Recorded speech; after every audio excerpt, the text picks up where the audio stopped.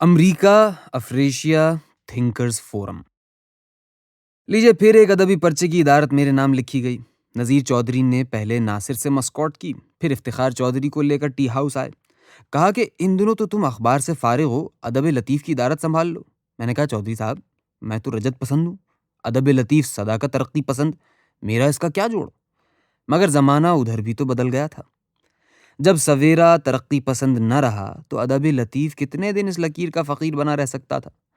سو سمجھوتا ہو گیا، مگر ادھر میری ادارت کی خبر نکلی اور ادھر ترقی پسندوں میں کھلبلی پڑ گئی۔ ترقی پسندوں کا ایک ہی تو ٹھیا رہ گیا تھا، اس پر بھی ایک رجت پسند کو لا کر بٹھا دیا۔ روز ڈھیر ساری ڈاک آتی اور چودھری افتخار اسے میرے سامنے ڈھیر کر دیتے۔ میں نے کہا کہ چودھری صاحب، اب بھی وقت ہے، سوچ لیجئے۔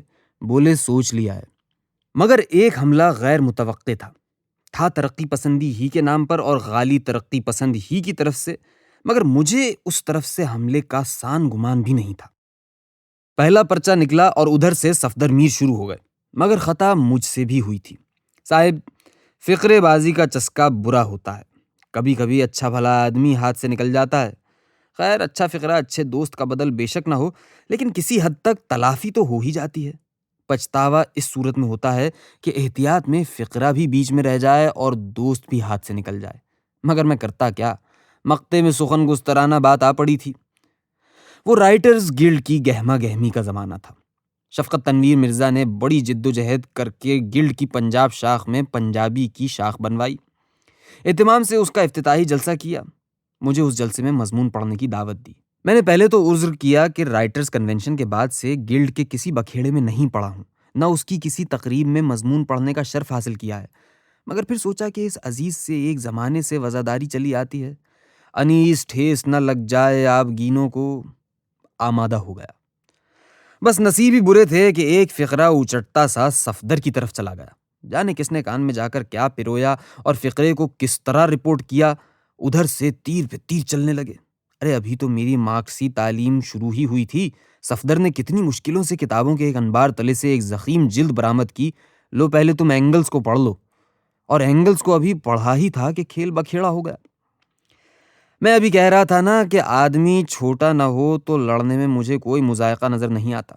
قدیم شجاعان عرب میدان میں اتر کر پہلے مقابل کا حسب نسب پوچھتے تھے، جب پتہ چلتا کہ حریف حسب نسب والا ہے تو پھر اطمینان سے لڑتے تھے۔ یہاں تک تو ٹھیک ہے، اس سے آگے کی بھی ایک بات ہے۔ میں نے اپنی نانی اماں سے سنا تھا کہ آدمی لڑے تو ایک آنکھ لڑنے کی رکھے تو دوسری آنکھ ملنے کی رکھے، مگر بندہ بشر ہے، کبھی کبھی ملنے والی آنکھ بھی اندھی ہو جاتی ہے۔ ہاں، ایک بات اور، ادیب کو لڑائی وہ زیب دیتی ہے جو کسی نقطہ نظر، کسی ادبی نظریے کے حوالے سے ہو۔ ذاتی لڑائی تو ہم سے بہتر کنجڑے قصائی لڑ لیتے ہیں۔ لڑائی بری چیز ہے، مگر ادب میں آ کر اچھی چیز بن جاتی ہے۔ ادب میں لڑائیاں ہوتی رہنی چاہیے۔ باقی پھر وہی بات کہ بندہ بشر ہے۔ ادبی لڑائی میں دیکھا گیا ہے کہ اکثر اوقات کسی نہ کسی رنگ میں ذاتیات بھی راہ پا جاتی ہے۔ چلیے یوں بھی صحیح، ادیب خالص عقل اور دماغ تو نہیں ہوتے، ہونا بھی نہیں چاہیے۔ سو ادبی جنگ میں جذبات و احساسات بھی راہ پائیں گے اور ذاتی جھگڑے کا رنگ بھی پیدا ہوگا، مگر یہ رنگ بقدر نمک رہے تو بہتر ہے۔ اور اب مجھے احساس ہو رہا ہے کہ صفدر سے ان دنوں لڑائی میں نمک تیز ہو گیا تھا۔ قصہ مختصر، میں نے ادب لطیف کی ادارت ایک اچھے خاصے ہنگامے میں شروع کی تھی، یعنی یہ ادارت خیال کی ادارت سے مختلف تھی۔ وہاں مقصود یہ تھا کہ ہنگامہ پیدا کیا جائے، یہاں یار و اغیار نے خود ہی ہنگامہ پیدا کر دیا۔ ویسے میرے حساب سے تھا یہ میری ادارت کے لیے بہت مناسب زمانہ۔ خیال کے اجرا کے وقت ہم نے نئی نسل کا سوال ضرور کھڑا کیا تھا، مگر نئی اور پرانی نسل کا فرق کوئی ایسا واضح نہیں تھا۔ اب بہت واضح نظر آ رہا تھا، خاص طور پر افسانے میں۔ تیسری اور چوتھی دہائی میں پروان چڑھنے والی نسل کا ترہ امتیاز تو حقیقت نگاری کا اسلوب تھا۔ پانچویں دہائی کے وسط تک اس کا بول بالا رہا، مگر یہ اسلوب اب جیسے باسی ہو گیا اور نئے افسانہ نگار کو جیسے کسی تازہ اسلوب کی تلاش تھی۔ ثقہ ایڈیٹروں کو شروع میں ایسے افسانے کو قبول کرنے میں تامل تھا۔ وہ سمجھتے تھے کہ یہ افسانہ مگھم ہے، بلکہ بے معنی ہے۔ میرے حساب سے اس وقت بے معنی لکھنے کی بھی ایک معنویت تھی۔ لکھنے والا اگر بے معنی لکھنے کا خطرہ مول نہیں لے گا تو نئے معنی تک کیسے پہنچے گا؟ باقی کیا ضرور ہے کہ اس سفر میں سبھی سرخرو ہوں؟ جو سرخرو نہیں ہوں گے ان کا نام قربانی دینے والوں کی فرد میں لکھا جائے گا۔ نئے افسانے کے نام پر قربانیاں بہت دی گئیں۔ ویسے نئی شاعری کے نام پر بھی قربانیاں کم نہیں دی گئیں۔ انہی دنوں نئی لسانی تشکیلات کا شگوفہ پھوٹا۔ اس نام پر کتنے نوجوانوں نے ٹی ہاؤس کے بیچ اپنے نام کا نقارہ بجایا، پھر ٹی ہاؤس ہی میں کھیت ہو گئے۔ نئی شاعری کے لیے قربانیاں دینے والوں میں ان کے نام لکھے گئے۔ ہمارا افسانہ بھی اس وقت ایسے آشفتہ سروں کا طلبگار تھا۔ انہی آشفتہ سروں میں وہ جوان انور سجاد بھی تھا، مگر وہ ٹی ہاؤس سے اپنے افسانے کو بچا کر لے گیا۔ اس کے نقارے کی آواز دور تک گئی۔ جس نے سمجھا اس نے سر دھنا، جس نے نہ سمجھا اس نے اور زیادہ سر دھنا۔ میں نے اس عزیز کے افسانے کو ادب لطیف کی زینت جانا اور پرچے کا آغاز اسی کے افسانے سے کیا۔ خالدہ اصغر نے، جو بعد میں خالدہ حسین کہلائیں، اسی زمانے میں پرپرزے نکالے تھے۔ اس بی بی کی طرف سے موصول ہونے والا پہلا ہی افسانہ ناصر کو بھاگا، پھر اس کے لکھے تعارف کے ساتھ وہ افسانہ شائع ہوا۔ ادھر ہندوستان میں بھی اس نئی طرز کی بہت دھوم تھی۔ بلراج مینرا ایسے لکھنے والوں کا سرخیل بنا ہوا تھا۔ ایسا مال ادھر سے بٹورتا تھا اور ادب لطیف کے لیے بھیج دیتا تھا۔ سریندر پرکاش کا افسانہ مجھے اسی کی معرفت موصول ہوا تھا۔ مجھے یاد آ رہا ہے کہ ان برسوں میں امریکہ سے ادیبوں کی سوغات کچھ زیادہ ہی آئی ہوئی تھی۔ پال اینگل آئے، جیسی اسٹیورٹ آئے، کیرولین کائرز آئیں۔ پال اینگل کو تو خیر میں نے اور ناصر نے مل کر ٹی ہاؤس جھکایا، تانگے میں بٹھا کر اندرون شہر کی سیر کرائی کہ دیکھو ہماری روایتی سواری یہ ہے اور روایتی گلی کوچے ایسے ہیں۔ مگر جیسی اسٹیورٹ کا ورود پاکستان میں عجب زمانے میں ہوا۔ اس وقت امریکہ کے خلاف رد عمل اپنے عروج پر تھا۔ جلتی پہ تیل کا کام اس خبر نے کیا کہ ہندوستان سے امریکہ کا سودا ہوا ہے، جس کے تحت امریکہ ہندوستان کو ہتھیار سپلائی کرے گا۔ ادھر ٹی ہاؤس میں سی آئی اے کا بہت چرچا تھا۔ باری باری کتنے ادیبوں دانشوروں کا چال چلن مشکوک ٹھہرا تھا۔ کتنے سی آئی اے کے ایجنٹ قرار دیے جا چکے تھے۔ لگتا تھا کہ امریکہ اس شہر کے سارے ادیبوں کو، خاص طور پر ٹی ہاؤس میں بیٹھنے والوں کو خریدنے پہ تلا بیٹھا ہے۔ اور ایک تو میں ناخالص قسم کا رجت پسند، پھر یو ایس آئی ایس میں کئی کام کرنے والوں سے یاد اللہ۔ ایک تھے پیر احمد شجاع، شیخ صاحب، اور ناصر سے ان کی گہری دوستی تھی۔ اسی واسطے سے یاد اللہ مجھ سے بھی تھی۔ U S I S library کے انچارج تھے، کتابوں میں غرق رہتے تھے، سیدھی سادی نوکری کرتے تھے، سیاست سے بے تعلق تھے۔ نہ شاید انہیں یہ احساس تھا کہ اس زمانے میں ادب بھی سیاست کی زد میں ہے۔ امریکہ سے جو ادیب آتے وہ ان کے ذمے پڑتے اور وہ فوراً ناصر اور مجھے بلا کر ان سے ملاقات کراتے۔ اور اس وقت میں حلقے کا سیکریٹری تھا اور ایک ادبی رسالے کا مدیر۔ انہوں نے مجھ سے کہا کہ اس شاعر کو حلقے میں بلاؤ، کسی خصوصی نشست کا اہتمام کرو۔ میں نے انہیں سمجھایا کہ ایسی نشست تو ممکن نہیں، کہ حلقے کی ایسی کوئی روایت نہیں ہے۔ ہاں یوں ہو سکتا ہے کہ آپ اپنے مہمان کو لے کر حلقے میں آئیں، وہ مہمان دیکھے کہ یہاں ادبی محفل کس طرح برپا ہوتی ہے، کس طرح بحث مباحثہ ہوتا ہے۔ حلقے کے بعد ہم ٹی ہاؤس میں بیٹھ کر چائے پیا کرتے ہیں۔ اس چائے کو ہم ایک رسمی شکل دے دیں گے کہ وہ مہمان شاعر کے اعزاز میں چائے کی تقریب بن جائے، وہاں شاعر کے ساتھ تبادلہ خیال ہو۔ اس تجویز پر اتفاق رائے ہو گیا، مگر یاروں کو اس کا پتہ چلا تو غل مچ گیا۔ سی آئی اے سب سے زیادہ غل حبیب جالب نے مچایا۔ میں نے حبیب جالب کو سمجھایا اور پیشکش کی کہ تم ہمارے ساتھ چائے میں شریک ہو اور جو کہنا چاہتے ہو کہو۔ حبیب جالب رضامند ہو گیا، چائے میں شریک ہوا، بات کہنے اور سوال کرنے کے بہانے ایک اچھی خاصی تقریر کر ڈالی اور ظالم نے ایک ایسا فقرہ کہا کہ دوسرے دن اخباروں میں خبر کی سرخی بن گیا۔ کہا کہ امریکہ عجب ہے، ہتھیار ہندوستان کو فراہم کرتا ہے، ہماری طرف خالی شاعر بھیج دیتا ہے۔ حبیب جالب تقریر کر کے اور اپنی تقریر کو اخباروں میں نمایاں دیکھ کر مطمئن ہو گیا۔ ادھر میں مطمئن کہ حق مہمان نوازی بھی ادا ہو گیا اور کھری کھری باتیں بھی ہو گئیں۔ مگر ایک فریضہ احمد مشتاق کو بھی تو ادا کرنا تھا۔ مشتاق ہمارا دوست بھی تھا اور ہمارا محتسب بھی۔ بس یوں سمجھیے کہ نقاد اور محتسب کے لیے ہم غیروں کے محتاج نہیں تھے، اس معاملے میں ہم خود کفیل تھے۔ منڈلی کے اندر ہی یہ فریضہ ادا کرنے والے موجود تھے۔ سب سے بڑھ کر مشتاق تھا، جو خاص طور پر میرے اور ناصر کے چال چلن پر نظر رکھتا تھا۔ اسے مستقل فکر رہتی تھی کہ اس کے یہ دو سادہ دل دوست شیطانوں کے بہکائے میں آ جائیں گے اور ادارہ ہو جائیں گے۔ تو لیجئے ہفتے کے اندر اندر مشتاق نے آ کر یاروں کو خبر سنائی کہ انتظار کا معاملہ طے ہو گیا، وہ امریکہ جا رہا ہے۔ اچھا سکوپ تھا، مگر ایک چوک ہو گئی۔ مشتاق نے روانگی کی تاریخ مقرر کر دی اور میعاد بھی مختصر ہی رکھی، یہی کوئی 1 مہینے کی۔ 1 مہینہ گزرنے میں کتنی دیر لگتی ہے؟ مقررہ تاریخ آئی اور گزر گئی۔ اس کے بعد میں پیر صاحب کے پاس گیا۔ پیر صاحب، شاید آپ نے مشتاق سے کچھ کہا تھا جس سے اس نے اپنی خبر بنائی اور ٹی ہاؤس میں پھیلائی۔ ہاں، اس کے سامنے میں نے کچھ ذکر تو کیا تھا۔ پیر صاحب آپ کمال ہیں، ہمیں امریکہ بھجوائے بغیر ہی ہماری تھوڑی تھوڑی کرا دی۔ بھائی ہم نے تو اپنی طرف سے پروگرام بنا لیا تھا، مگر مدعی سست گواہ چست والا مضمون ہوگا. یعنی بھائی جیسے ہم بھجواتے ہیں اس کا بھی تو کوئی فرض ہوتا ہے. تم نے تو الٹا کام کیا. ہم شاعر کو لے کر گئے، تم نے وہاں حبیب جالب سے تقریر کرا دی. ہمارے سارے پروگرام پر پانی پھر گیا. اور لیجیے اب کیرولین کائزر کا ورود مسعود ہوتا ہے. یہ آنا قیامت کا آنا تھا. ماشاء اللہ سے دراز قد، رنگ گورا بھبوکا، چال جیسے کڑی کمان کا تیر. ہر چند کے اردو بنگلہ سے ناآشنا تھیں، پھر بھی یہ عزم لے کر آئی تھیں کہ پاکستانی ادب پر تحقیق و تدقیق کریں گی. سو انہیں حلقے میں بھی آنا تھا اور ٹی ہاؤس میں بھی صورت دکھانی تھی. ہم نے نسخہ وہی استعمال کیا. حلقے میں عزت سے بٹھایا، ٹی ہاؤس میں چائے کی میز پر بیٹھ کر ملاقات کی اور کرائی. پرانے شہر کی ایک ایک گلی جھنکائی. بس اپنا تو اتنا ہی مقدور تھا، باقی شہر میں مسافر نواز بتیرے تھے. اور اگر مسافر میم ہو تو مسافر نوازی میں زیادہ خلوص پیدا ہو جاتا ہے. خیر 1.5 دن کی میزبانی تو ہم نے بھی کی. پال اینگل کی میزبانی تو بس اتنی کی تھی کہ ٹی ہاؤس میں بٹھا کر اسے پکوڑے کھلائے، پھر تانگے میں بٹھایا اور پرانے شہر کی طرف نکل گئے. میں نے بساط بھر اس شاعر کو یہ سمجھانے کی کوشش کی کہ کل والی سواریوں کے مقابلے میں اس سواری کی کیا مانویت ہے. یہ کہ کس طرح بے حس مشینی سواری کے مقابلے میں گھوڑا جیسی زندہ مخلوق کی مدد سے چلنے والی سواری میں بیٹھنے سے سارے گرد و پیش سے رشتہ ہی بدل جاتا ہے، یا کہہ لیجئے کہ رشتہ زیادہ محسوس اور بامانی بن جاتا ہے. مگر یہاں ہم اپنی مہمان عزیز کو موٹر میں لے کر پھر رہے تھے.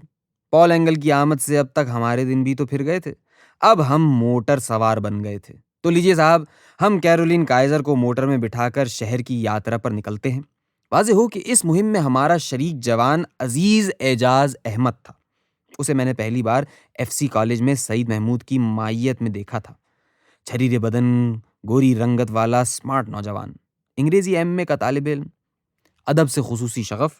پھر اسے ٹی ہاؤس پہنچنا ہی تھا. ادب لطیف میں میرے ہوتے ہوئے جوائس کی کہانیوں کے ترجموں سے اس کی ادب میں مہورت ہوئی.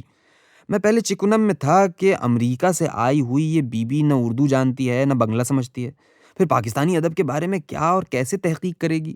مگر اس سارے دن گھومنے پھرنے کے بعد جب میں نے اعجاز احمد کی آنکھوں میں ایک نئی چمک دیکھی تو سوچا کہ اب یہ تحقیق پروان چڑھ جائے گی. اور اعجاز احمد نے جس سفر کا آغاز جوائس کے ترجموں سے کیا تھا، اس کے اگلے مراحل اس نے امریکہ میں جا کر طے کیے. ہاں لیجیے، اب ادب لطیف سے بھی تو میرا چل چلاؤ تھا. روزنامہ مشرق سے وابستہ ہوا تو توجہ بٹ گئی. بس پھر تھوڑا ہی عرصہ ادب لطیف سے نبھا پایا. اب سے پہلے تو میں نے اخباروں کے دفتر میں بیٹھ کر اخبار نویسی کی تھی. مشرق کی اخبار نویسی دفتری اوقات سے بے نیاز تھی. اس کا تقاضا یہ تھا کہ شہر میں گھومو پھرو، سماجی ثقافتی دنیا کی خاک چھانو، ثقافتی علمی تعلیمی اداروں میں تاکو جھانکو اور کالم لکھو. سو وہ زمانہ ختم ہوا کہ دفتر سے نکلے اور سیدھے ٹی ہاؤس. اب ملا کی دوڑ خالی مسجد تک نہیں تھی. مسجد ہو، مدرسہ ہو، کوئی خانقاہ ہو، میکدہ ہو، تاڑی خانہ ہو، ناچ رنگ کی کوئی محفل ہو، ٹک دیکھ لیا، دل شاد کیا اور خامہ فرسا ہو گئے. ویسے وہ زمانہ بھی امی جمی کا تھا. وہ دن بہت پیچھے رہ گئے تھے جب لٹے پٹے قافلے آ رہے تھے اور سر چھپانے کی جگہ ٹٹولتے ٹٹولتے پھرتے تھے. بحالیاتی دفتروں کے سامنے بھی اب وہ بھیڑ بھڑکا نظر نہیں آتا تھا. حکومتوں کے تابڑ توڑ بننے ٹوٹنے کا دور بھی گزر گیا تھا. اس افراتفری میں ایک جرنیل نے آ کر سب کو ٹھکانے لگا دیا. آزادی خیال ضبط، انڈا مرغی سستا، اندھا کیا چاہے دو آنکھیں. ایک دفعہ تو ایوب خان زندہ باد کا نعرہ لگ ہی گیا. یہ زمانہ دو رنگا تھا. قومی زندگی تنزلی کا شکار تھی، مگر معاشی اعتبار سے ترقی کے اثر آثار تھے. آخر مال روڈ خواہ تو چوڑی نہیں ہوئی تھی اور نئی سواریوں کا وفور بلا وجہ تو نہیں تھا. اور جب میں حلقے میں روتا گاتا تھا کہ بلند و بالا درخت شہید کیے جا رہے ہیں تو ترقی پسند دوست کہتے تھے کہ یہ تو صنعتی ترقی کا لازمہ ہے، اور ایوب خان نے بجا سوچا کہ اتنا کچھ چھینا ہے تو کچھ دینا بھی چاہیے. سو سیاسی جلسے جلوس کی رونق گئی تو ثقافتی میلوں ٹھیلوں کو بڑھاوا دیا گیا. ادب میں بھی میلوں ٹھیلوں کا دور شروع تھا. رائٹرز گلڈ اپنے ساتھ کتنی برکتیں لے کر آیا. سیل سپاٹے، درون ملک اور بیرون ملک کے دورے، کتابوں پر انعامات، معذور ادیبوں کے لیے وظیفے. کچھ معذور تھے، کچھ اس ریلے میں معذور بن گئے. جسمانی معذوری اپنی جگہ، ذہنی معذوری اپنی جگہ، گلڈ کے الیکشن اپنی جگہ. غزل افسانہ موقوف اس زمانے میں بس رقے لکھے جاتے تھے. ندرت بیان بس انہی رقوں میں نظر آتی تھی. مجھے جو رقے موصول ہوئے ان میں سے چند ایک کاغذوں سے برآمد ہو گئے ہیں. مشتے نمون از خردارے، کیا میں آپ کے ووٹ، تعاون اور مژدہ جاں فضا کی امید رکھوں؟ اب میں نے فیصلہ کیا ہے کہ ان لوگوں کی خدمت کی جائے جن کے دم سے زبان و ادب کا چمن شگفتہ ہے، اس مقصد کے لیے میں رائٹرز گلڈ کی علاقائی مجلس عاملہ کی رکنیت کا انتخاب لڑ رہا ہوں۔ فقط پھیلی ہے اب کے گلڈ میں ایسی وبائے ووٹ، سارے امیدوار ہیں سب مبتلائے ووٹ، حالت کبھی نہ اہل قلم کی سدھر سکی، پہلے گدائے رزق تھے اب ہیں گدائے ووٹ، فقط امیدوار کرم گدائے ووٹ۔ یہ ایسی فرمائش ہے کہ آپ کے 50% ووٹرانہ حقوق میں حاصل کر رہا ہوں، لیکن دنیا میں مجبوری بھی کوئی چیز ہے، فقط .. صوبائی ریجن کی عاملہ کے لیے مجھے بھی انتخاب میں دھکیلا گیا ہے۔ بھائی یہ انتخاب آپ ہی کو لڑنا ہے، آپ کا ... آپ کو تو علم ہی ہے کہ پشاور سے بندہ بھی گلڈ کی عروس رکنیت کا امیدوار ہے، براہ کرم ایک ووٹ میرے حق میں بھی استعمال کیجیے گا۔ نیازمند ... گلڈ کی جد و جہد کا ایک پہلو یہ تھا کہ ادیبوں کو معاشرے میں ایک باعزت مقام حاصل ہونا چاہیے، اور تصور یہ قائم کیا گیا کہ اگر سرکٹ ہاؤس میں CSP افسروں کے ساتھ ساتھ ادیب بھی مہمان ہونے کا استحقاق حاصل کر لیں تو سمجھ لو کہ انہیں معاشرے میں باعزت مقام حاصل ہو گیا۔ سو جب ایک مرتبہ گلڈ کے کسی اجلاس میں شرکت کے لیے جانے والا ادبی وفد سرکٹ ہاؤس میں جا ٹھہرا تو جمیل الدین عالی نے اطمینان کا سانس لیا اور خدا کا شکر ادا کیا کہ ان کی مساعی جمیلہ کامیابی سے ہمکنار ہوئیں اور پاکستانی ادیبوں کو معاشرے میں ایک باعزت مقام حاصل ہو گیا۔ ادھر میں کنویں کا مینڈک اب شہر گردی کو شیار کیا تھا، ثقافتی اداروں میں محفلوں میں تاکتا جھانکتا پھرتا تھا۔ اس شہر میں ثقافتی ادارے ایسے کون سے بہت سے تھے، لے دے کے ایک آرٹ کونسل، فنون کے ذیل میں جو کچھ ہوتا تھا یہیں ہوتا تھا۔ یہ آرٹ کونسل کیا خوب تھی، وسیع و عریض سبزہ زار، اس کے بیچ جا بجا کھڑے ہوئے چیڑ کے بلند و بالا درخت، ان سے پرے ایک مختصر سی عمارت، کمروں کے بیچ ایک مختصر سا آڈیٹوریم، اس میں کھیل ہوتے تھے۔ اگر حال کی ساری نشستیں پر ہو جاتیں تو سمجھا جاتا کہ کھیل سپر ہٹ ہو گیا۔ ان دنوں یہاں تھیٹر کی سرگرمی تیز تھی، میرے بھی ایک کھیل کے دن پھر گئے۔ بھلے دنوں میں یاروں کی ایک منڈلی کہہ لیجئے کہ اظہار کاظمی اور حمید علوی کی فرمائش پر لکھا تھا۔ کھیل مکمل ہوتے ہوتے وہ منڈلی ہی بکھر گئی، کھیل دھرا کا دھرا رہ گیا۔ اب کمال احمد رضوی نے مجھ سے اچکا اور اسے خوابوں کے مسافر کے نام سے سٹیج کر ڈالا۔ اسے اس کی ہدایت کاری کا کمال کہنا چاہیے کہ کھیل ہٹ ہو گیا۔ مجھے گمان ہوا کہ میں سچ مچ ڈرامہ نگار ہوں، اسی رو میں ایک سٹیج پلے اور لکھ ڈالا۔ انہی دنوں بانو قدسیہ نے تابڑ توڑ کئی سٹیج پلے لکھے، کمال احمد رضوی نے انہیں سٹیج کیا، بہت کامیاب گئے۔ پھر کوئی کھیل اشفاق احمد کا، کوئی کھیل اصغر بٹ کا، ہاں ایک کھیل جو بہت کامیاب گیا وہ تھا عتیق اللہ شیخ کا، ایک لڑکی شرمیلی سی۔ لگتا تھا کہ لاہور کا اسٹیج مستعار کھیلوں کے مرحلے سے گزر کر تبازات کھیلوں کے مرحلے میں داخل ہو گیا ہے اور اب تھیٹر کے پھلنے پھولنے کا وقت آ گیا ہے۔ تھیٹر کے رسیاؤں کو اس وقت کیا پتا تھا کہ جب یہاں نئی عمارت کھڑی ہو جائے گی اور شاندار آڈیٹوریم بن جائیں گے تو کیا گل کھلے گا اور اسٹیج کن ہاتھوں میں چلا جائے گا۔ اچھا لیجئے، لاہور میں ایک نیا ادارہ قائم ہونے لگا ہے اور یہ لاہور تک نہیں رہے گا، اس کی کل پاکستان حیثیت ہوگی۔ مغربی پاکستان سے لے کر مشرقی پاکستان تک کتنے شہروں میں اس کی شاخیں ہوں گی۔ مقصود ہوگا قومی یکجہتی، نام ہوگا پاکستان کونسل برائے قومی یکجہتی۔ پاکستان کونسل کا افتتاح جسٹس کارنیلیس کے ہاتھوں ہوا، فرخ نگار عزیز اس کی ڈائریکٹر بنی۔ افتتاح کے بعد جو اس کا پہلا جلسہ ہوا وہ ادبی نوعیت کا تھا، یعنی پاکستان کونسل نے بسم اللہ ادب سے کی۔ بارش کا پہلا قطرہ یوسف ظفر بنے، وہ ایک مقالہ لکھ کر لائے تھے، ہمارے ادب کے سرچشمے۔ لو یہ تو وہی بحث شروع ہو گئی جس پر ہم پچھلے کم و بیش 10 سال سے حلقے میں اور حلقے سے باہر سر پھٹول کر رہے تھے کہ ہماری تاریخ اور ثقافت کہاں سے شروع ہوتی ہے، موئنجو داڑو سے یا مسلمانوں کی آمد کے وقت سے؟ اور یوسف ظفر نے کمال دکھایا۔ پہلے یہ کہا کہ اردو ادب کی روایت کی تشکیل عرب و عجم کی روایت اور قرآن حکیم کی حکایات کے اثر میں ہوئی ہے، اور افسوس کیا کہ اقبال کے بعد سے لکھنے والے اس روایت کو بھولتے جا رہے ہیں۔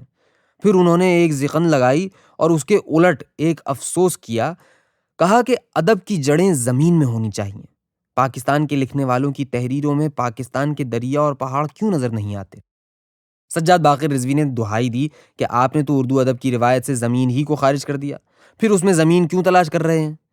ایک زندہ دل کو ادرک کی مثال کی سوجی، کہا کہ کنجڑے کی دکان پر ادرک کی وہ گانٹھیں سجی ہوئی کتنی اچھی لگتی ہیں جن پر تھوڑی تھوڑی مٹی لگی ہو، اس سے پتہ چلتا ہے کہ ادرک تازہ ہے اور ابھی کھیت سے آیا ہے۔ افسوس کہ پاکستان کا ادب ادرک کی سوکھی گانٹھ بن کر رہ گیا ہے۔ وہ ادب اور وہ ادرک کہاں ہے جس پر تھوڑی تھوڑی پاکستان کی مٹی لگی ہو؟ یہ دسمبر 64 کا ذکر ہے، مگر اس کے بعد پاکستان کونسل کو جلدی ہی احساس ہو گیا کہ اگر اس نے یہی روش قائم رکھی تو وہ دوسرا حلقہ ارباب ذوق بن کر رہ جائے گا۔ سو جلدی ہی محفل کا رنگ بدلا۔ بہرحال اس کا ایک فائدہ تو ہوا کہ اب وقتاً فوقتاً ہمیں بنگالی صورت بھی دیکھنے کو مل جاتی تھی۔ مشرقی پاکستان سے کبھی کوئی مصور، کبھی کوئی مغنی، کبھی کوئی ادیب، کوئی دانشور وارد ہوتا اور اسے دیکھ کر ہم سمجھ لیتے کہ قومی یکجہتی پروان چڑھ رہی ہے۔ بس ثقافت کی حد تک اس شہر کا اتنا ہی مقدور تھا۔ رہا باہر کی ثقافتی دنیا سے رابطہ، تو وہ بس چین کی حد تک تھا، اور عجب ہے کہ تب سے اب تک چین ہی کی حد تک ہے۔ بس یہی کہ ادھر سے کوئی ثقافتی طائفہ یہاں آن وارد ہوا، یہاں سے کوئی ثقافتی طائفہ ادھر چلا گیا۔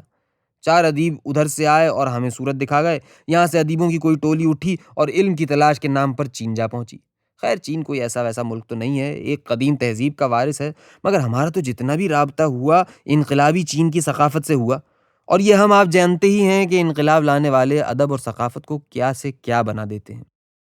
ہاں، حیات احمد خان کی پاکستان موسیقی کانفرنس نے یہ طور اپنایا تھا کہ موسیقی کا سالانہ جشن دھوم سے منایا جاتا، اور اس کے لیے کلاسیکی موسیقی کے 2-2.5 نگ ہندوستان سے بھی منگا لیے جاتے، مگر یہ سلسلہ بھی 65 میں جا کر ختم ہو گیا۔ مگر ٹھہریے، 65 اب شروع تو ہونے لگا ہے، لیکن یہ جو امی جمی کے گنے چنے دن ہیں انہیں تو نپٹا لوں۔ اسی 64 کے بیچ ادب اور کلچر کے نام پر ایک اور شگوفہ بھی تو اس شہر میں پھوٹا تھا۔ کراچی میں ادب کے نام پر جو گل کھلا تھا اس کی خوشبو تو اب خیر سے سارے ملک میں پھیل چکی تھی، اور پشاور سے لے کر ڈھاکہ تک سارے ادیب متحرک تھے۔ حرکت میں برکت ہے، ادیب پہلی مرتبہ اس ملک میں حرکت میں آئے تھے۔ راوی ان کے لیے برکت لکھتا ہے، مگر جواب میں لاہور کو بھی تو کوئی گل کھلانا تھا۔ واضح ہو کہ کہنے والوں نے ان دنوں ایک اعلان یہ کیا تھا کہ ایوب خان پاکستان کے جنرل ڈی گول ہیں، تو پھر ان کا آندرے مالرو کسی کو ہونا تھا۔ شروع کے برسوں میں قدرت اللہ شہاب کو آندرے مالرو کا مرتبہ حاصل تھا، گلڈ کے سر پر انہی کا مبارک سایہ تھا۔ اس وقت شہاب صاحب بھی بہت زوروں میں تھے، ساتھ میں گلڈ بھی زوروں میں تھا، مگر اب ہوا کسی قدر بدل گئی تھی۔ اب کراچی بھی پیچھے رہ گیا تھا اور شہاب صاحب بھی تھوڑا پیچھے کھسک گئے تھے۔ اب ملک کا صدر مقام اسلام آباد تھا، اور آندرے مالرو والا مقام الطاف گوہر صاحب نے حاصل کر لیا تھا۔ وہ اس وقت سیکرٹری اطلاعات تھے۔ خود سیکرٹری اطلاعات تو آتے جاتے رہتے ہیں، مگر الطاف گوہر جس دھوم کے سیکرٹری اطلاعات گزرے ہیں ویسی دھوم کا سیکرٹری اطلاعات ہم نے تو پھر نہیں دیکھا۔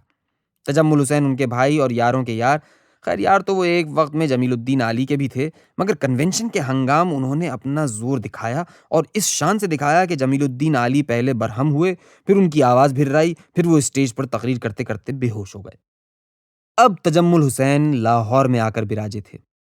یہاں وہ انکم ٹیکس کمشنر بن کر وارد ہوئے تھے، مگر وارد ہوتے ہی ادب اور ثقافت کی سطح پر بھی متحرک ہو گئے۔ اب میں یاد کرنے کی کوشش کر رہا ہوں کہ وہ اس شہر میں آ کر کس طرح شروع ہوئے تھے۔ اس زمانے کا لکھا ہوا ایک کالم، یعنی وہ جو لاہور نامہ کے عنوان سے میں لکھا کرتا تھا، کاغذوں میں سے برآمد ہو گیا ہے۔ میں اسے پڑھنا شروع کرتا ہوں اور یاد کرتا ہوں کہ ہوا کیا تھا۔ یہ 14 جون 1964 کا کالم ہے۔ چند دانشور خاموشی سے جمع ہوئے، مرنجا مرنج طریق پر سوچ بچار کیا، ایک نے تجویز پیش کی، دوسرے نے تائید کی، یوں ادارہ بھی بن گیا اور کمیٹیاں بھی قائم ہو گئیں۔ مگر جب یہ سوال آیا کہ ادارے کا نام کیا ہو تو لڑائی شروع ہو گئی۔ نام پر لڑائی ہمارے یہاں نئی بات نہیں۔ ہمارے معاشرے میں بعض گھرانوں کی حیت ترکیبی کچھ اس قسم کی ہوتی ہے کہ خالہ جان سنی ہیں تو پھوپھی اماں شیعہ ہیں۔ ایسے گھرانے میں بچہ پیدا ہو تو یوں ڈھولک بھی بجتی ہے اور مبارک سلامت کا شور بھی ہوتا ہے، مگر جہاں یہ سوال آیا کہ بچے کا نام کیا ہو تو پھر گھر پانی پت کا میدان بن جاتا ہے۔ پھر زچہ و بچہ بیک گراؤنڈ میں چلے جاتے ہیں اور نظریات و عقائد آپس میں ٹکراتے ہیں۔ اعجاز حسین بٹالوی اس روایت کا شاندار تجربہ رکھتے ہیں، اس لیے وہ شعور سے لڑے، مگر اے ڈی اظہر صاحب اور ڈاکٹر باقر اندھا دھند ایک دوسرے سے ٹکرائے اور لہو لہان ہو گئے۔ اس جلسے میں کچھ جانے پہچانے ادیب موجود تھے، کچھ جانے پہچانے ادیب موجود نہیں تھے، اور کچھ کو جنہیں ادیب کی حیثیت سے پہچانا نہ جا سکا انہیں ہم نے دانشوروں میں شمار کیا۔ صدارت کی کرسی پر صوفی تبسم بیٹھے تھے، اور جلسے کی روح رواں تجمل حسین صاحب تھے، جنہوں نے شہر میں داخل ہوتے ہی اپنے وجود کا ثبوت دے دیا تھا۔ جب اوپن ایئر تھیٹر میں مشاعرہ ہوا تو اسی وقت ہمارا ماتھا ٹھنکا تھا کہ یہ تو محض ابتدا ہے۔ تجمل حسین صاحب کی یہ تجویز تھی کہ لاہور میں افریشیائی پیمانے پر ایک تہذیبی تقریب منعقد کی جائے، اس کے ذیل میں ملک ملک سے ادیب لائیں، ادبی اجتماعات ہوں، مصوری کی نمائش سجے، ڈرامے کھیلے جائیں۔ سب نے سنا اور اتفاق کیا، اور میں حیران تھا کہ یا اللہ، اتنے گو لوگ یہاں جمع ہیں کہ کسی مسئلے پر سرے سے اختلاف ہی پیدا نہیں ہوتا۔ تب تجمل صاحب نے اطمینان کا سانس لیا اور بولے، اس ادارے کا نام بھی رکھ لیں۔ میں نے اس کا نام تھنکرز فورم سوچا ہے۔ Thinkers forum? A D Azhar صاحب نے فوراً ایک پھریری لی۔ اے ڈی اظہر صاحب بہت سادہ دل نکلے۔ انہوں نے قومی زبان میں نام رکھنے کے حق میں اعتماد سے تقریر کی جیسے سب ان کے قائل ہو جائیں گے۔ ڈاکٹر باقر کی قوت کا انہیں آخر وقت تک اندازہ نہیں ہوا۔ شہر میں پہلے اونٹ بدنام ہوتا تھا، اب بنگالی بدنام ہے۔ اردو کی جہاں کسی نے بات کی، یاروں نے منہ پر انگلی رکھ کر اشارہ کیا، بنگالی خفا ہو جائیں گے۔ یہ تمام فیصلے ہو گئے اور کسی نے نہیں کہا کہ آپ کل پاکستانی بنیادوں پر جب ایک قصہ شروع کر رہے ہیں تو کسی بنگالی کو بھی مشورے میں شامل کر لیں۔ مگر اب اردو میں نام رکھنے کا سوال آیا تو مختلف حضرات کو بنگالیوں کی یاد آئی۔ اس کے علاوہ بھی چند دلچسپ دلائل پیش ہوئے۔ ایک دلچسپ دلیل اعجاز حسین بٹالوی نے دی۔ ان کی دلیل یہ تھی کہ اگر پاکستان کے اندر کا معاملہ ہوتا تو اس کا نام اردو میں رکھنا مناسب تھا، مگر چونکہ اس ادارے کو بین الاقوامی سطح پر سرگرم ہونا ہے، اس لیے اس کا نام انگریزی میں ہونا چاہیے۔ واضح رہے کہ اعجاز حسین بٹالوی پچھلے 12 سال سے بین الاقوامی سطح پر سرگرم ہیں اور ان کا ایک قدم لندن میں اور ایک قدم نیو یارک میں ہوتا ہے، مگر ابھی تک انہوں نے اپنا کوئی انگریزی نام نہیں رکھا ہے۔ بحث کے دوران اے ڈی اظہر صاحب کو طیش آیا اور انہوں نے اعلان کیا کہ ہم نے اپنی مادری زبان اردو لکھوائی تھی۔ اس کا خضر تمیمی صاحب نے خوب جواب دیا کہ وہ تو پاکستان سے پہلے لکھوائی تھی۔ احمد ندیم قاسمی نے چین کی مثال پیش کی اور بتایا کہ وہاں قومی زبان میں اداروں کا نام رکھتے ہیں مگر ایک نام انگریزی میں بھی رکھ لیتے ہیں۔ ویسے اس بحث میں یہ منزل کئی بار آئی کہ تجمل حسین نے کہا کہ اچھا، ایک نام انگریزی میں اور دوسرا نام اردو میں۔ اے ڈی اظہر صاحب کو اصرار ہوا کہ پہلا نام اردو میں اور دوسرا نام انگریزی میں۔ جب وہ ذرا چپ ہوئے اور تجمل حسین نے موقع غنیمت جان کر جھٹ پٹ اس فیصلے کو قلم بند کرنا چاہا تو صوفی صاحب نے ٹوکا کہ ٹھہریے، کیا یہ فیصلہ ہو گیا ہے؟ بس کرسی صدارت کے ایما پر یہ تنازعہ دوبارہ شروع ہوا اور طول کھنچتا چلا گیا۔ کسی نے کہا کہ اچھا، اردو کو چھوڑو، فارسی میں نام رکھتے ہیں، مگر ڈاکٹر باقر کو فارسی میں سے اردو کی خوشبو آنے لگی۔ پھر کسی نے کہا کہ اچھا، عربی میں نام رکھ لیتے ہیں۔ یہ نام اے ڈی اظہر صاحب کو نامانوس نظر آیا، تو نہ یار لوگ عربی پر متفق ہوئے، نہ فارسی پر، نہ اردو پر، اتفاق انگریزی پر ہی ہوا۔ بس اے ڈی اظہر اور عجائب گھر والے ملک الشمس لیجیو دوڑیو کرتے رہ گئے۔ اتفاق ہم ہیر پھیر کر انگریزی ہی پر کرتے ہیں۔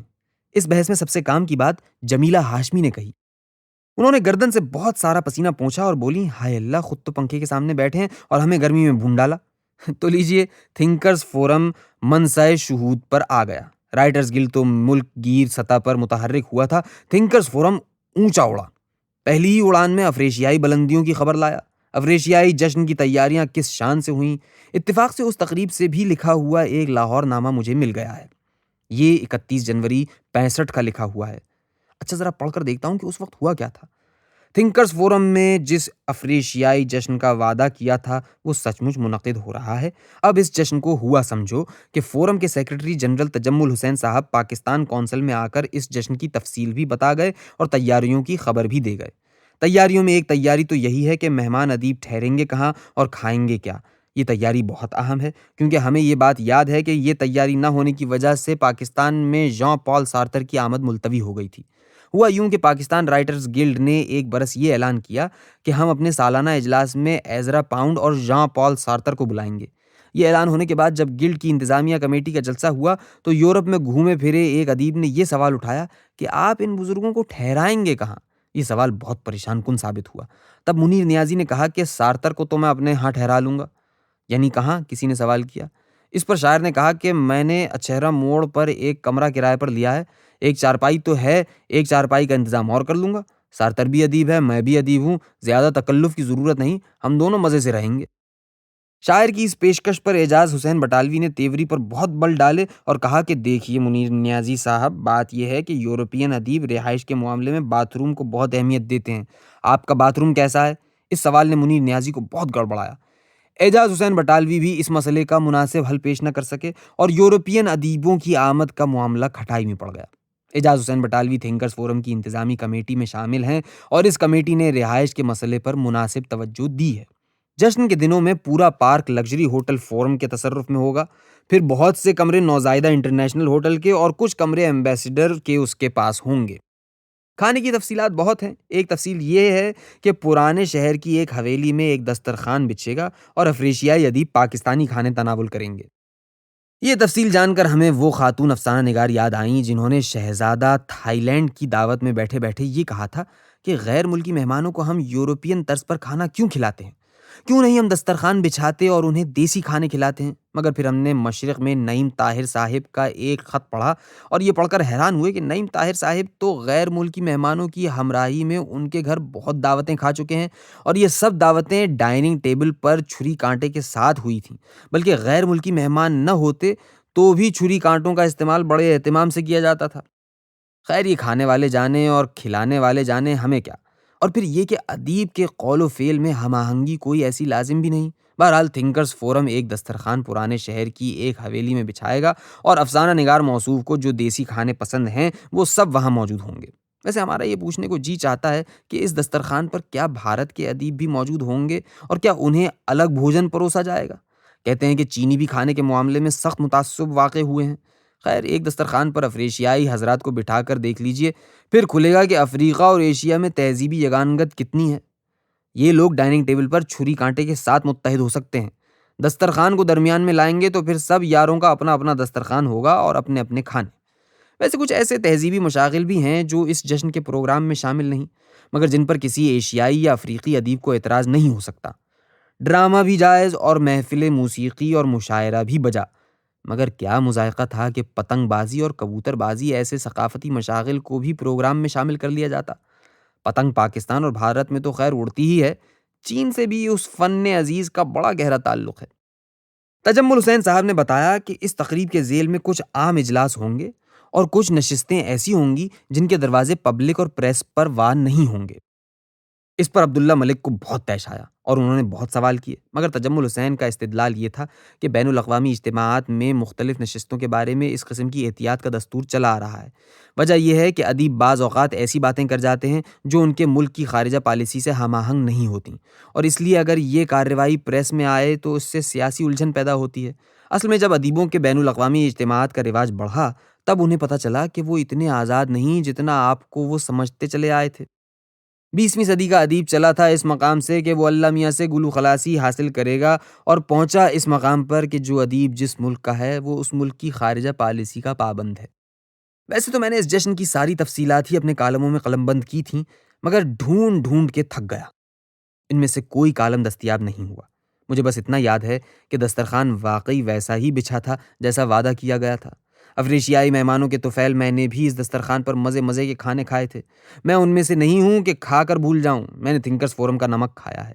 ہاں، ان اجلاسوں کی بس 2 باتیں مجھے یاد آ رہی ہیں۔ ایک تو قراردادوں والے سیشن میں فیض صاحب بہت سرگرم تھے، مختلف افریشیائی مندوبین کو مناتے پھر رہے تھے کہ کسی متنازع فی سیاسی مسئلے پر قرارداد پیش کرنے پر اصرار مت کرو۔ دوسری بات مجھے یہ یاد ہے کہ اختتامی اجلاس میں ملک راج آنند نے بہت زوردار تقریر کی تھی۔ جب اجلاس ختم ہوا تو میں نے ابن انشا سے مل کر ایک سازش کی۔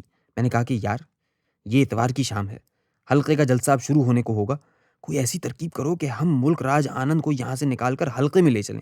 ابن انشا فوراً ہی ان کی طرف دوڑا، میرا تعارف کرایا کہ یہ انتظار حسین ہے، حلقہ ارباب ذوق کے سیکریٹری ہیں، آپ کو حلقے کے جلسے میں شرکت کی دعوت دینا چاہتے ہیں۔ میں نے فوراً ٹکڑا لگایا، دیکھیے، اس شہر کے نوجوان ادیبوں کو اگر آپ نوازنا چاہتے ہیں تو وہ تو اس وقت یہاں نہیں ہیں، وہ تو آپ کو حلقے میں ملیں گے۔ ملک راج آنند چلنے کے لیے فوراً ہی تیار ہو گئے، ہم انہیں حلقے میں لے کر آئے۔ جلسہ شروع ہو چکا تھا، جیلانی کامران صدارت کر رہے تھے۔ میں نے جوائنٹ سیکریٹری عزیز الدین احمد کی معرفت جیلانی کامران کو پیغام دیا کہ کیا یہ ہو سکتا ہے کہ تم مہمان کا استقبال کرتے ہوئے صدارت کی کرسی پر اسے بٹھا دو؟ جیلانی کامران نے صاف کہہ دیا کہ میں صدارت کی کرسی پر بیٹھ چکا ہوں، اب میں کسی کی خاطر اس کرسی سے نہیں اٹھوں گا۔ جیلانی کامران نے پاکستان کی روایات کے عین مطابق کیا، یہاں کرسی پر جو بھی بیٹھ جاتا ہے پھر اسے خدا ہی اٹھائے تو اٹھتا ہے۔ میں نے پھر وہی امریکی مہمانوں والا نسخہ استعمال کیا کہ یہاں عزت سے بٹھاؤ، باقی عزت افزائی ٹی ہاؤس میں چل کر کرو۔ ہم ایسے وقت میں جلسے میں پہنچے تھے جب نظم پڑھی جا چکی تھی، اب اس پر بحث ہو رہی تھی۔ نظم کی ایک نقل ملک راج آنند کو پیش کی گئی۔ انہیں کیا خبر کہ شاعر کون ہے، نظم پڑھ کر گویا ہوئے کہ یہ نظم بتا رہی ہے کہ اس کا لکھنے والا 20-21 کی عمر کا کوئی نوجوان ہے۔ اس پر جلسے میں ایک زبردست قہقہہ پڑا۔ یہ تبسم کاشمیری کی نظم تھی، اس وقت اس عزیز کی یہی عمر تھی۔ میں ملک راج آنند کی تقریر سے پہلے ہی متاثر تھا، اب اور قائل ہو گیا کہ کمال صاحب نظر ہے، شعر پڑھ کر شاعر کی عمر بتا دیتا ہے۔